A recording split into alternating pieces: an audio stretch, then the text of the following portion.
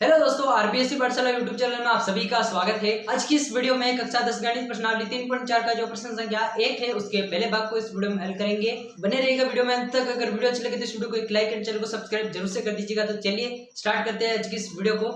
देखिए प्रश्न संख्या 1 है, निम्न समीकरणों के युग्मों को विलोपन विधि तथा प्रतिस्थापन विधि से हल कीजिए, कौन सी विधि अधिक उपयुक्त है। तो यहाँ पर देखिए जो प्रश्न संख्या है कि इसका पहला भाग है, इसको हमें सबसे पहले विलोपन विधि और प्रतिस्थापन विधि से हल करना है। उसके बाद इस प्रश्न ने पूछा कि आपको इन दोनों विधियों में से कौन सी विधि ज्यादा प्रयुक्त लगती है। तो हम इसके पहले भाग को हल करना स्टार्ट करते हैं। यहाँ पर हल स्टार्ट करते हैं, यहाँ से तो हल लिखेंगे।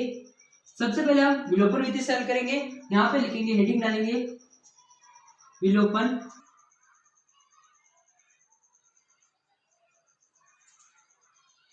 विधि से, विलोपन विधि से हल करेंगे। तो देखिए यहाँ पर दो समीकरण है, यहाँ पर देखिए एक समीकरण अलग है और यहाँ पर दूसरा समीकरण अलग है। तो इन्हें हम सबसे पहले नाम दे देते हैं। इसे हम समीकरण 1 दे देते हैं नाम। यहाँ पे हो जाएगा x प्लस वाई बराबर 5, इसे हम कह देते हैं समीकरण 1। दूसरा है 2x माइनस 3y बराबर 4, इसे हम समीकरण 2 नाम दे देते हैं। तो यहाँ पर देखिए विलोपन विधि से हल कर रहे हैं, हमारे पास समीकरण 1 और समीकरण 2 है।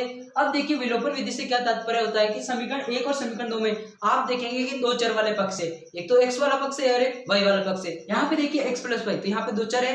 दूसरे समीकरण में देखिए 2x माइनस 3y, तो यहाँ पर भी चर राशि वाले पक्ष है। तो विलोपन विधि में क्या होता है कि दोनों ही चरों में से किसी एक पक्ष को, जो यहाँ पर देखिए या तो x वाले पक्ष को या y वाले पक्ष को समीकरण 1 और समीकरण 2 से पूरी तरह से विलुप्त कर देना। कैसे कर सकते हैं, देखिए मान के चलिए यहाँ पर मैं x वाले पक्ष को समीकरण 1 और समीकरण 2 से पूरी तरह से गायब कर देना चाहता हूँ। तो इनके हमें गुणांक को देखना है। जैसे कि हम यहाँ पर समीकरण 1 में x का गुणांक देखते हैं कि यहाँ पर कुछ भी नहीं लिखा गया है, तो जहां पर कुछ भी नहीं होता तो वहां पर 1 मानते हैं, तो यहाँ पे आ जाएगा 1।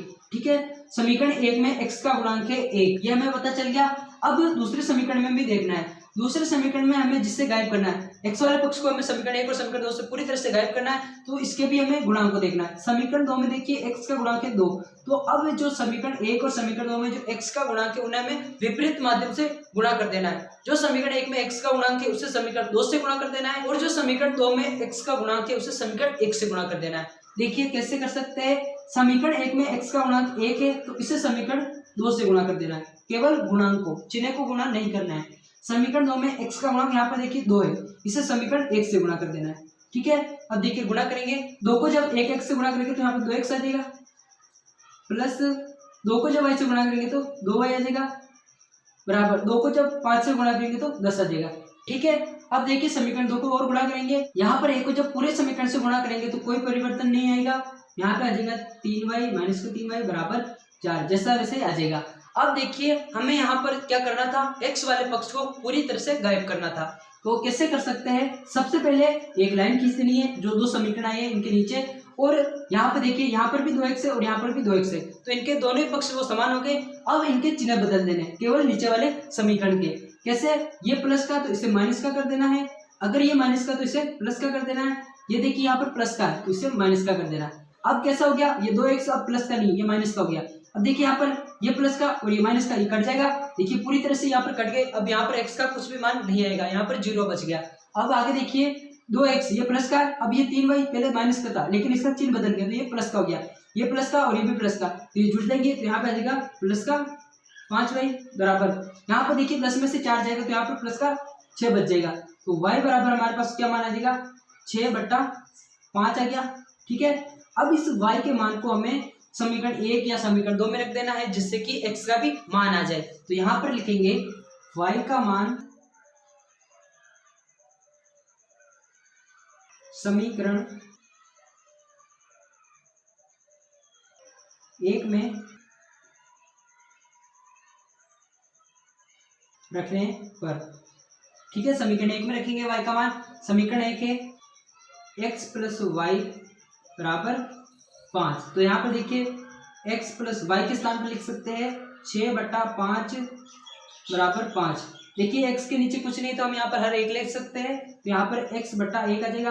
1 और 5 का एलसीएम ले लेंगे, यहाँ पे आगे हल करेंगे तो 1 और 5 का एलसीएम 5 आ जाएगा, बटा 1 की बार 5 में 5 बढ़ जाएगी, और 5 को जब x से गुणा करेंगे तो 5x आ जाएगा।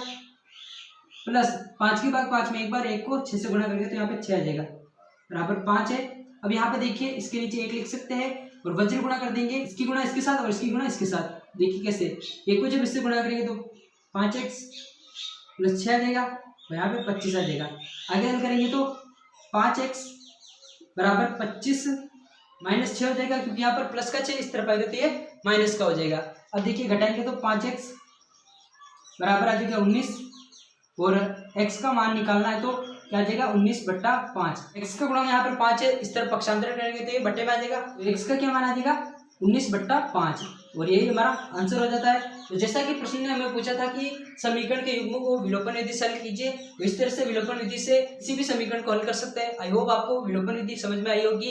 अब चलिए प्रश्न की क्या कंडीशन हो रही है कि इस समीकरण को हमें प्रतिस्थापन विधि से भी हल करना है। तो चलिए अब प्रतिस्थापन विधि से इस समीकरण को हल आइए अब प्रतिस्थापन विधि से समीकरण को हल करते हैं। तो दूसरी हेडिंग हमने डाल दी है प्रतिस्थापन विधि से। पहला हमने विलोपन विधि से हल किया, अब हम प्रतिस्थापन विधि से इस भाग को हल करेंगे। प्रतिस्थापन विधि से किस तरह से समीकरण को हल करते हैं ये हम पहले से पढ़ चुके हैं। अब देखिए यहाँ पर समीकरण 1 और समीकरण 2 है, तो यहाँ पर हम पहले से नाम दे देते हैं x प्लस वाई बराबर 5, इसे समीकरण 1 नाम दे देते हैं।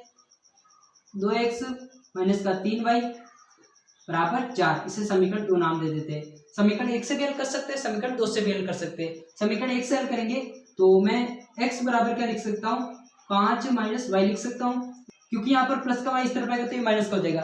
तो x बराबर क्या आ गया 5 माइनस वाई, इसे हम समीकरण 3 नाम दे देते हैं। इस समीकरण 3 के मान को समीकरण 2 में रख देना है। तो आगे लिखेंगे समीकरण 3 का मान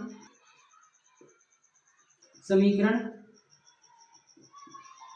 2 में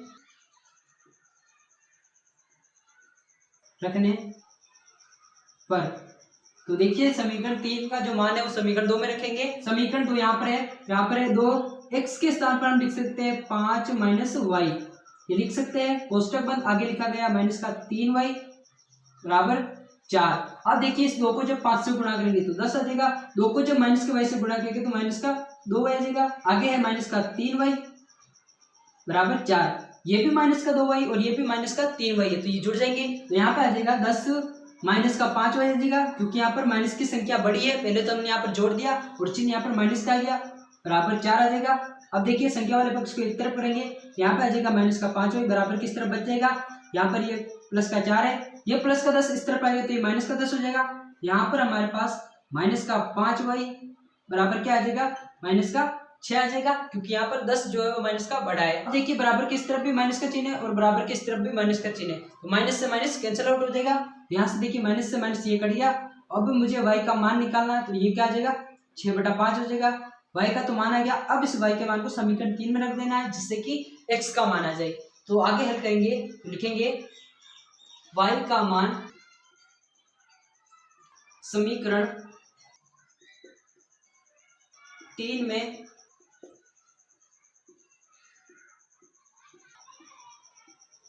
रखने पर, समीकरण 3 में y का मान रखेंगे। समीकरण 3 है x बराबर 5 माइनस का y है, y बराबर हम लिख सकते हैं 6/5, ये लिख सकते हैं। इस 5 के नीचे कुछ नहीं तो 1 और यहाँ पर ले सकते हैं, तो यहाँ पर x बराबर क्या मान आ जाएगा 1 और 5 का एलसीएम 5 आ जाएगा, बटा 1 की भाग 5 में 5 बढ़ जाएगी और 5 को जब 5 से गुणा करेंगे तो 25 आ जाएगा, माइनस 5 की भाग 5 में एक बार, 1 को जब 6 से गुणा करेंगे तो 6 आ जाएगा।